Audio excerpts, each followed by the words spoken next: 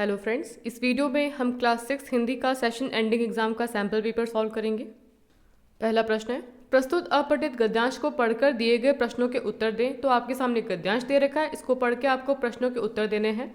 मानव सामाजिक प्राणी है, तो देखिए मानव को सामाजिक प्राणी कहा गया है क्योंकि वो अकेला नहीं रह सकता है, वो लोगों के साथ मिलकर रहना पसंद करता है। क्योंकि समाज के बिना उसका जीवन अधूरा है, वो अकेला कुछ भी नहीं कर सकता। समाज में रहते हुए उसे अपने सुख दुख को कहने, सुनने तथा विचारों का आदान प्रदान करने एवं कार्यों में सहयोग लेने के लिए दूसरों की आवश्यकता पड़ती है। इसीलिए उसे एक ऐसे व्यक्ति की आवश्यकता पड़ती है जिससे वह दिल खोलकर अपनी सब बातें कह सके। तो देखिए आपको यहाँ पे कहा गया है कि मानव को सामाजिक प्राणी कहा गया है क्योंकि वो अकेला नहीं रह सकता है, उसको अपने सुख दुख की बातें करने के लिए, अपने विचारों का आदान प्रदान करने के लिए, अपने कार्यों में सहयोग के लिए लोगों की आवश्यकता पड़ती है। इसीलिए उसे एक ऐसे व्यक्ति की आवश्यकता पड़ती है जिसके साथ वह दिल खोलकर अपनी सारी बातें कर सके। ऐसा व्यक्ति ही मित्र कहलाता है। तो देखिए जिसके साथ में अपनी मन की बात को कर सके उसे मित्र कहा जाता है। मित्र का चुनाव सोच समझकर करना चाहिए। कुछ लोग किसी की बाहरी चमक दमक, बोलचाल तथा आर्थिक स्थिति को देखकर उससे मित्रता कर लेते हैं। तो देखिए लोग क्या करते हैं कि किसी को देखते हैं जैसे कि बहुत स्टाइलिश कपड़े पहन रखा है, बहुत स्टाइलिश तरीके से बोलता है, उसकी फाइनेंशियल कंडीशन अच्छी है, तो लोग उससे फ्रेंडशिप कर लेते हैं। इस प्रकार की मित्रता अधिक दिनों तक नहीं चलती है। लेकिन जो ऐसी फ्रेंडशिप होती है जो केवल पैसे को लेकर की जाती है या फिर चमक दमक को देकर की जाती है, तो वो फ्रेंडशिप ज़्यादा दिन तक नहीं रहती है। सच्चे मित्र का चयन करने के लिए उसके व्यवहार, आचरण तथा उसके चरित्र पर ध्यान देना आवश्यक होता है। तो देखिए अगर हमको अच्छा फ्रेंड बनाना है, सच्चा फ्रेंड बनाना है, तो हमको उसका नेचर देखना पड़ेगा, उसका आचरण देखना पड़ेगा कि वो लोगों के साथ में कैसे व्यवहार करता है, उसका कैरेक्टर देखना पड़ेगा कि वो अच्छा है कि बुरा है, तभी हमको सच्चा मित्र बना सकते हैं उसे। सच्चा मित्र विश्वास पात्र, दूसरों की भावनाओं को समझने वाला, विनम्र, सदाचारी तथा चरित्रवान होना चाहिए। तो यहाँ पर आपको सच्चे मित्र की गुण बताए गए हैं कि वो विश्वास पात्र होना चाहिए कि हम उस पर ट्रस्ट कर सके, दूसरों की भावनाओं को समझने वाला होना चाहिए, पोलाइट होना चाहिए, अच्छे आचरण करने वाला होना चाहिए और चरित्रवान होना चाहिए। तो यहाँ पर इस गद्यांश में आपको मित्र के बारे में बताया गया है। अब आपसे प्रश्न पूछे जा रहे, मानव कैसा प्राणी है, किसके बिना उसका जीवन अधूरा है। तो इसका उत्तर होगा मानव सामाजिक प्राणी है, समाज के बिना उसका जीवन अधूरा है। अगला प्रश्न है, व्यक्ति को मित्र की आवश्यकता क्यों पड़ती है। तो इसका उत्तर होगा अपने सुख दुख को कहने सुनने, विचारों का आदान प्रदान करने, कार्यों में सहयोग लेने के लिए और दिल खोलकर अपनी सब बात करने के लिए मित्र की आवश्यकता पड़ती है। अगला प्रश्न है, किस प्रकार की मित्रता अधिक दिनों तक नहीं चलती। तो इसका उत्तर होगा बाहरी चमक दमक, बोलचाल तथा आर्थिक स्थिति आदि को देखकर की गई मित्रता अधिक दिनों तक नहीं चलती। अगला प्रश्न है, सच्चे मित्र में कौन कौन से गुण होने चाहिए। तो इसका उत्तर होगा सच्चा मित्र विश्वास पात्र, दूसरों की भावनाओं को समझने वाला, विनम्र, सदाचारी तथा चरित्रवान होना चाहिए। अगला प्रश्न है, उपयुक्त गद्यांश में से शत्रु शब्द का विपरीत शब्द छांट कर लिखिए। तो आपको यहाँ पर शत्रु का विपरीत शब्द लिखना है, विलोम शब्द लिखना है, तो इसका उत्तर हो जाएगा मित्र। अगला प्रश्न है, निम्नलिखित काव्यांश को पढ़कर सही विकल्प का चयन कीजिए। तो आपके सामने यहाँ पे काव्यांश दे रखा है, इसको पढ़ना है, अंडरस्टैंड करना है, फिर प्रश्नों के उत्तर करने। जीवन की मुस्कान किताबें, बहुत बड़ा वरदान किताबें, गूंगे का मुंह बनकर बोले, बहरे के हैं कान किताबें, अंधे की आंखें बन जाए ऐसी है दिनमान किताबें, हीरे मोती से भी पढ़कर बेशकीमती है खान किताबें, जिनके आने से मन हर्षे ऐसी है मेहमान किताबें, क्या बुरा है यहाँ क्या है अच्छा, करती है पहचान किताबें, धार प्रेम की बहती इनमें फैलाती है ज्ञान किताबें, राहों की हर मुश्किल को कर देती आसान किताबें, कभी नहीं ये बूढ़ी होती रहती सदा जवान किताबें। इस काव्यांश में कवि किताबों के बारे में कहते हैं कि किताबें हमारे जीवन की मुस्कान है, क्योंकि किताबें पढ़ के हमको बहुत ही ज़्यादा अच्छा लगता है, तो हमारे जीवन की मुस्कान किताबें, बहुत बड़ा वरदान किताबें, क्योंकि किताबों के अंदर बहुत सारी ऐसी चीज़ें होती हैं जो कि हमारी समस्याओं का समाधान कर देती है, इसीलिए किताबों को वरदान भी कहा गया है। गूंगे का मुंह बनकर बोले, बहरे के हैं कान किताबें, अंधे की आंखें बन जाए ऐसी है दिनमान किताबें। मतलब कि जो बोल नहीं सकता, जो सुन नहीं सकता, जो देख नहीं सकता, उन सब के लिए किताबें बहुत ही ज़्यादा इंपॉर्टेंट हैं, क्योंकि इनसे ही अपने इमोशंस को एक्सप्रेस कर पाते हैं। हीरे मोती से भी बढ़कर बेशकीमती खान किताबें। तो देखिए जो हीरे मोती हैं उनको बहुत ही ज़्यादा मूल्यवान माना जाता है, लेकिन उनसे भी ज़्यादा बेशकीमती मतलब बहुत ही ज़्यादा मूल्यवान जो चीज़ें हैं वो हैं किताबें, जिनके आने से मन हर्षे ऐसी है मेहमान किताबें। तो देखिए जिनको किताबें पढ़ने का बहुत शौक होता है, जब वो किताबें लाते हैं तो उनके मन को बहुत ही ज़्यादा प्रसन्नता मिलती है, इसीलिए इनको बहुत ही ज़्यादा अच्छा मेहमान कहा गया है।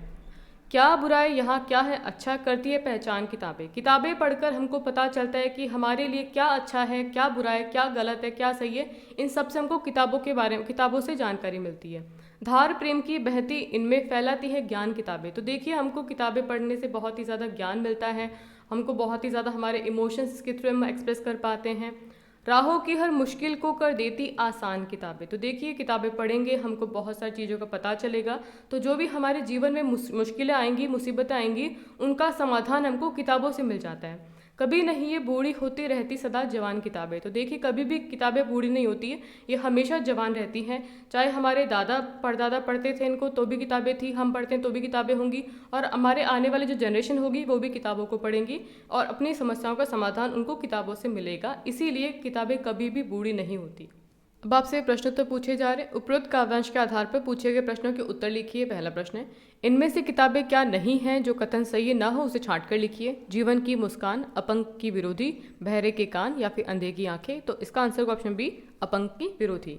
अगला प्रश्न है, किताबें हीरे मोती से भी बढ़कर हैं। सही शब्द से वाक्य पूरा कीजिए। सस्ती, हानिकारक, व्यर्थ या फिर बेशकीमती। तो इसका आंसर होगा ऑप्शन नंबर डी, बेशकीमती। अगला प्रश्न है, किताबें किसकी पहचान करती हैं। सबकी, चोर की, अच्छे और बुरे की, केवल शत्रुओं की। तो इसका आंसर होगा ऑप्शन नंबर सी, अच्छे और बुरे की। अगला प्रश्न है, राहों की हर मुश्किल को किताबें कैसे आसान कर देती है। मुश्किलों को दूर करने का व्यवहारिक उपाय बताकर, खुद काम करके, खुद साथ चलकर या फिर उपदेश देकर। तो इसका आंसर होगा ऑप्शन नंबर ए, मुश्किलों को दूर करने का व्यवहारिक उपाय बताकर। अगला प्रश्न है, किताबें सदा जवान कैसे रहती हैं। कभी पुराने नहीं होने के कारण, दी गई जानकारी हर पीढ़ी के लिए सदा नई होने के कारण, ठीक रखरखाव करके या फिर अलमारी में बंद होने के कारण। तो देखिए इसका आंसर ऑप्शन बी, दी गई जानकारी हर पीढ़ी के लिए सदा नई होने के कारण किताबें कभी भी बूढ़ी नहीं होती, वो सदा जवान रहती हैं। अगला प्रश्न है, पाठ्य पुस्तक से दिए गए निम्नलिखित गद्यांश को पढ़कर प्रश्नों के उत्तर दीजिए। तुम इतिहास की किताबों में ही पढ़ सकती हो, लेकिन पुराने जमाने में तो आदमी पैदा ही ना हुआ था, किताबें कौन लिखता, तब हमें उस जमाने की बातें कैसे मालूम हो। यह तो नहीं हो सकता कि हम बैठे बैठे हर एक बात को सोच निकालें। यह बड़े मज़े की बात होती, क्योंकि हम जो चीज़ चाहे सोच लेते और सुंदर परियों की कहानियां गढ़ लेते। लेकिन जो कहानी किसी बात को देखे बिना ही गढ़ ली जाए वह ठीक कैसे हो सकती है। लेकिन खुशी की बात है कि उस पुराने ज़माने की लिखी हुई किताबें न होने पर भी कुछ ऐसी चीज़ें हैं जिनसे हमें उतनी ही बातें मालूम होती हैं जितनी किसी किताब से होती। ये पहाड़, समुद्र, सितारे, नदियाँ, जंगल, जानवरों की पुरानी हड्डियाँ और इसी तरह की और भी कितनी ही चीज़ें हैं जिनसे हमें दुनिया का पुराना हाल मालूम हो सकता है। मगर हाल जानने का असली तरीका यह नहीं है कि हम केवल दूसरों की लिखी हुई किताबें पढ़ लें, बल्कि खुद संसार रूपी पुस्तक को पढ़ें। मुझे आशा है कि पत्थरों और पहाड़ों को पढ़कर तुम थोड़े ही दिनों में उनका हाल जानना सीख जाओगी। सोचो कितनी मज़े की बात है, एक छोटा सा रोड़ा जिसे तुम सड़क पर या पहाड़ के नीचे पड़ा हुआ देखती हो, शायद संसार की पुस्तक का छोटा सा पृष्ठ हो। शायद उससे तुम्हें कोई नवी बात मालूम हो जाए। शर्त यही है कि तुम्हें उसे पढ़ना आता हो। तो देखिए बच्चों, इस पैसेज को आपने ऑलरेडी पढ़ चुका है, तो यहाँ पे एक्सप्लेन करने की जरूरत नहीं है। हम सीधे डायरेक्ट क्वेश्चन आंसर पे चलते हैं। पहला प्रश्न है, लेखक निम्न में से किस साधन के द्वारा पुराने जमाने की दुनिया का हाल मालूम कर सकता है। पहाड़, पुराने दस्तावेज, किताबें या फिर कहानियां। तो इसका उत्तर होगा ऑप्शन नंबर का पहाड़। अगला प्रश्न है, लेखक के अनुसार पुराने जमाने की दुनिया का हाल मालूम करने का सही तरीका क्या है। संसार रूपी पुस्तक पढ़ें, पुरातत्ववेत्ता बने, ऐतिहासिक जगहों में जाएं या फिर पुरानी चीज़ों को ढूंढें। तो इसका उत्तर होगा ऑप्शन नंबर का संसार रूपी पुस्तक पढ़ें। अगला प्रश्न है, लेखक किस चीज़ की आशा प्रकट करते हैं। लेखक की बेटी पत्थरों और पहाड़ों को पढ़कर पुराने ज़माने की दुनिया जान जाएंगी। लेखक की बेटी उनके पत्र का जवाब देंगी। विकल्प क और ख दोनों, उपयुक्त में से कोई नहीं। तो इसका उत्तर होगा ऑप्शन नंबर क, लेखक की बेटी पत्थरों और पहाड़ों को पढ़कर पुराने ज़माने की दुनिया जान जाएंगी। अगला प्रश्न है, लेखक के अनुसार पुरानी दुनिया को जानने का इतिहास की किताबें उपयुक्त साधन क्यों नहीं है। आपके सामने ऑप्शन है, क्योंकि पुराने ज़माने में तो आदमी पैदा ही ना हुआ था, किताबें कौन लिखता। पुरानी दुनिया के इंसान लिखना नहीं जानते थे। पुरानी दुनिया में शाही नहीं थी। पुरानी दुनिया में कागज़ नहीं थे। तो इसका उत्तर होगा ऑप्शन नंबर का, क्योंकि पुराने ज़माने में तो आदमी पैदा नहीं हुआ था और किताबें कौन लिखता। अगला प्रश्न है, उपयुक्त गद्यांश में लेखक किसकी तुलना संसार की पुस्तक के एक छोटे से पृष्ठ से कर रहे हैं। आपके सामने ऑप्शन है, सड़क किनारे पड़े रोड़े की, एक छोटे से देश की, भारत की या फिर उपयुक्त में से कोई नहीं। तो इसका उत्तर होगा ऑप्शन नंबर का, सड़क किनारे पड़े रोड़े की। अगला प्रश्न है, पाठ्य पुस्तक से दी गई काव्य पंक्तियों को पढ़कर सही विकल्प का चयन कीजिए। मैं सबसे छोटी हूँ, तेरी गोद में सोऊं, तेरे अंचल पकड़ पकड़ कर फिरूं सदा माँ तेरे साथ, कभी न छोड़ूं तेरा हाथ, बड़ा बनाकर पहले हमको तू पीछे चलती है मात, हाथ पकड़ फिर सदा हमारे साथ नहीं फिरती दिन रात। इन काव्य पंक्तियों में बच्ची कहती है कि मैं सबसे छोटी हूँ, तेरी गोद में सोऊं, तेरे अंचल पकड़ पकड़ कर फिरूं सदा माँ तेरे साथ। मतलब कि जो बच्ची है वो हमेशा छोटी बना रहना चाहती है, वो अपनी माँ की गोदी में सोना चाहती है, अपनी माँ का जो आंचल होता है, साड़ी का जो आंचल होता है, उसको पकड़कर हमेशा वो अपनी माँ के साथ में चलना चाहती है। कभी न छोड़ू तेरा हाथ, वो अपनी माँ का हाथ कभी भी नहीं छोड़ना चाहती। बड़ा बनाकर पहले हमको तू पीछे चलती है मात। मतलब कि पहले जब हम छोटे थे तो आप हमेशा हमारे साथ चलते थे, लेकिन जब हम बड़े हो गए तो आपने हमको छलना स्टार्ट कर दिया। मतलब कि अब आप हमारे साथ नहीं चलते हो, हम आगे आगे चलते हैं और आप हमसे पीछे हट जाते हो। हाथ पकड़कर फिर सदा हमारे साथ नहीं फिरती दिन रात। अब जब हम बड़े हो गए तो फिर हमारा हाथ पकड़कर, जैसे तुम पहले छोटे हम छोटे थे, तुम हमारा हाथ पकड़कर दिन रात हमारे साथ चलती थी, लेकिन जब हम बड़े हो गए तो फिर हाँ, आप हमारा हाथ दिन रात पकड़कर हमारे साथ नहीं चलते हो। अब हम इसके प्रश्नोत्तर करेंगे। पहला प्रश्न है, कविता में कौन छोटे बने रहने की कामना कर रहा है? तो इसका उत्तर होगा, इस कविता में बालिका सबसे छोटी बने रहने की कामना कर रही है। अगला प्रश्न है, बच्ची कहाँ सोना चाहती है? तो इसका उत्तर होगा, बच्ची माँ की गोद में सोना चाहती है। अगले प्रश्न है, बच्ची क्या नहीं छोड़ना चाहती है? तो इसका उत्तर होगा, बच्ची माँ का हाथ नहीं छोड़ना चाहती है।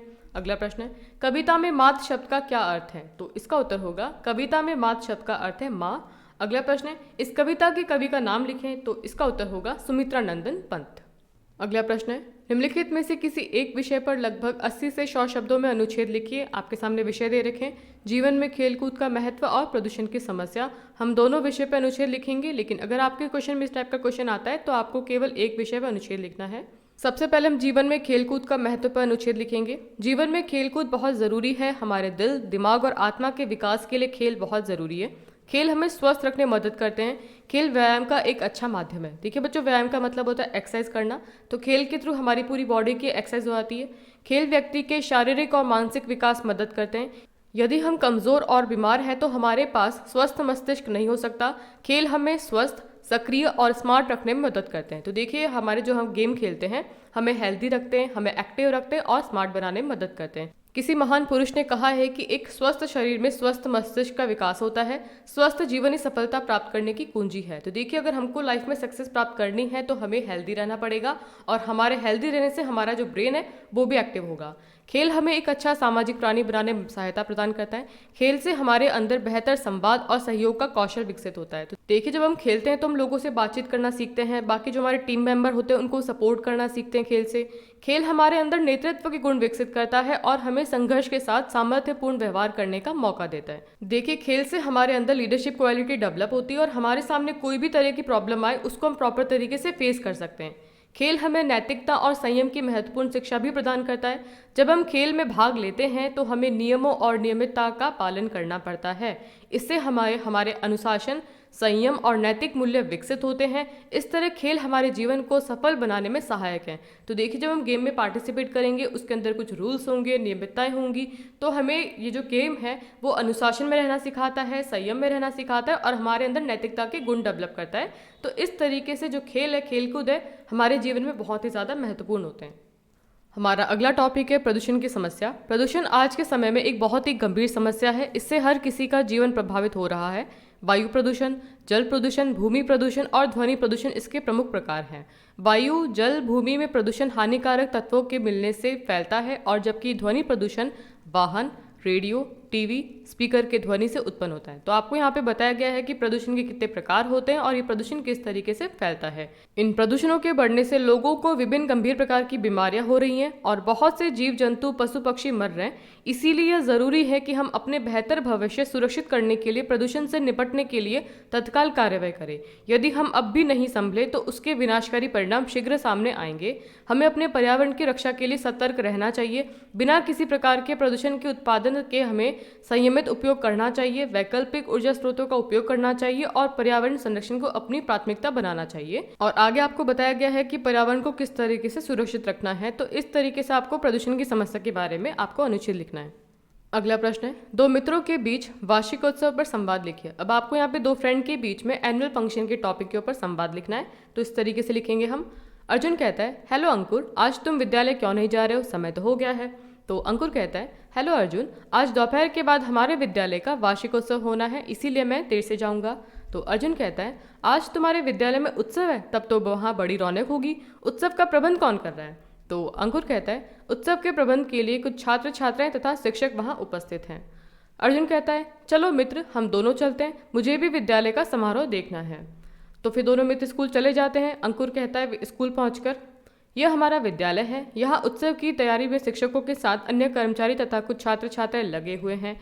अर्जुन कहता है ऐसा लगता है कि समारोह प्रारंभ होने वाला है, आज उत्सव का कैसा कार्यक्रम है। तो वो अर्जुन अंकुर से पूछता है कि आपका जो एनुअल फंक्शन है उसका क्या प्रोग्राम रहेगा। तो अंकुर कहता है आज अनेक प्रकार का कार्यक्रम है, कुछ छात्र छात्राएं गीत गाएंगे, कुछ अभिनय करेंगे तथा कुछ खेलों का प्रदर्शन करेंगे, फिर पुरस्कारों का वितरण होगा, अंत में सभाध्यक्ष का भाषण भी होगा। तो अर्जुन कहता है क्या सभापति तुम्हें भी पुरस्कार देंगे। तो अंकुर कहता है मैं वार्षिक परीक्षा में अपनी कक्षा में प्रथम आया था, मुझे भी पुरस्कार मिलेगा। और थोड़ी देर बाद में समारोह प्रारंभ हो जाता है, दोनों दोस्त बैठ जाते हैं। तो इस तरीके से आपको संवाद लिखना है। अब आपसे टेक्स्ट बुक में से क्वेश्चन पूछे जा रहे हैं। निम्नलिखित प्रश्नों में से किन्हीं 5 प्रश्नों के उत्तर दीजिए। हमारे यहाँ स्त्रियों के खास गीत कौन कौन से हैं। तो इसका उत्तर होगा हमारे यहाँ त्योहारों पर नदियों में नहाते समय के, नहाने जाते हुए राह के, विवाह के, मटकोड़ ज्योनार के, संबंधियों के लिए प्रेमयुक्त गालिये के, जन्म पर आदि अवसरों पर गाए जाने वाले अलग अलग गीत हैं जो स्त्रियों के लिए खास गीत हैं। अगला प्रश्न है प्रकृति का जादू किसे कहा गया है। तो इसका उत्तर होगा प्रकृति का जादू वह है जो प्रकृति के रूप में नित्य कुछ न कुछ परिवर्तन करता है। तो देखिए प्रकृति का जादू मतलब कि हमारे जो नेचर है इसमें कुछ न कुछ चेंजेस होते रहते हैं। तरह तरह के पेड़ पौधों की बनावट, वस्तुओं का परिवर्तन, वसंत में फूलों का खिलना, पंखुड़ियों की मखमली सतह, बागों में गाते हुए पक्षी, कलकल करते हुए झरने, चीड़ की पत्तियां या घास में ढके हुए मैदान आदि सबको प्रकृति का जादू कहा गया है। अगला प्रश्न है गोल चमकीला रोड़ा अपनी क्या कहानी बताता है। रोड़ा का मतलब होता है पत्थर का टुकड़ा। तो आपसे प्रश्न पूछा जा रहा है कि गोल चमकीला रोड़ा अपनी क्या कहानी बताता है। तो इसका उत्तर होगा गोल चमकीला रोड़ा अपनी कहानी बताते हुए कहता है कि वह कभी एक चट्टान का हिस्सा था।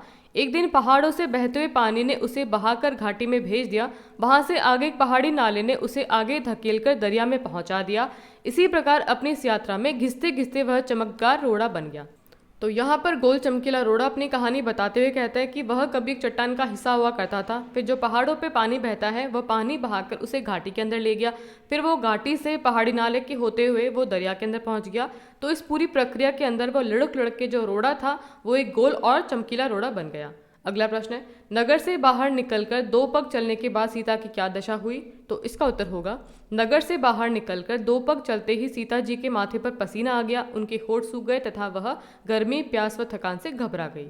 अगला प्रश्न है लंदन में भोज पर बुलाए जाने पर गांधी जी ने क्या किया। तो इसका उत्तर होगा जब गांधी जी को लंदन में भोज पर आमंत्रित किया गया तो वे वहां भोज के समय से पहले चले गए और वहां खाना बना रहे अन्य कर्मचारियों की मदद करने लगे, बर्तन धोने लगे। उन्होंने सब्जियों को काटने में भी लोगों की मदद की। अगला प्रश्न है केशव ने श्यामा से चिथड़े, टोकरी और दाना पानी मंगाकर कॉर्निस पर क्यों रखे थे। तो इसका उत्तर होगा कॉर्निस पर चिड़िया के अंडे थे। केशव और श्यामा ने सोचा कि अंडों से बच्चे निकल आए होंगे, उन्हें धूप से बचाने के लिए छत बनाना था, इसीलिए टोकरी मंगाई गई, चिथड़ों से उनके लिए गद्दी बनाई गई, दाना पानी मंगाकर उनकी भूख मिटाने का प्रबंध किया गया। अब आपसे बालराम कथा से प्रश्न पूछे जा रहे हैं। निम्नलिखित प्रश्नों में से किन्हीं 3 प्रश्नों के उत्तर दीजिए। पहला प्रश्न है सीता ने अपने आभूषण क्यों फेंक दिए थे। तो इसका उत्तर होगा जब रावण सीता का हरण करके अपने लंका ले जा रहे थे तब सीता मैया जानते थे कि उन्हें ढूंढते हुए श्री राम जरूर आएंगे। फिर वह सोचने लगी कि राम को कैसे पता चलेगा कि मैं किस मार्ग से गई हूँ। तब वह अपना एक एक आभूषण रास्ते पर फेंकते हुए गई। तो आपसे प्रश्न पूछा गया था कि सीता जी ने अपने आभूषण क्यों फेंके। तो देखिए जब रावण सीता जी का हरण करके जा रहा था तो सीता जी को पता था कि राम जी इनको ढूंढते हुए जरूर आएंगे, लेकिन राम जी को पता कैसे चलेगा कि वो किस रास्ते से गई हैं। तो उन्होंने क्या किया कि अपने आभूषण फेंकना स्टार्ट किए, क्योंकि जो श्री राम जी हैं उनके आभूषण को पहचानते हैं, तो वो उन आभूषणों को पहचानते हुए उस रास्ते तक पहुंच जाएंगे जिस रास्ते से रावण सीता जी को लेके गया था। अगला प्रश्न है लंका जाते समय हनुमान के रास्ते में कौन कौन सी बाधाएं आई। तो इसका उत्तर होगा लंका जाते समय हनुमान का मार्ग सुरसा नाम की राक्षसी ने रोक लिया। वह हनुमान को खा जाना चाहती थी, हनुमान उसे चकमा देकर निकल गए। सिंहिका नाम की राक्षसी ने हनुमान की परछाई को पकड़ लिया, हनुमान ने उसका वध कर दिया।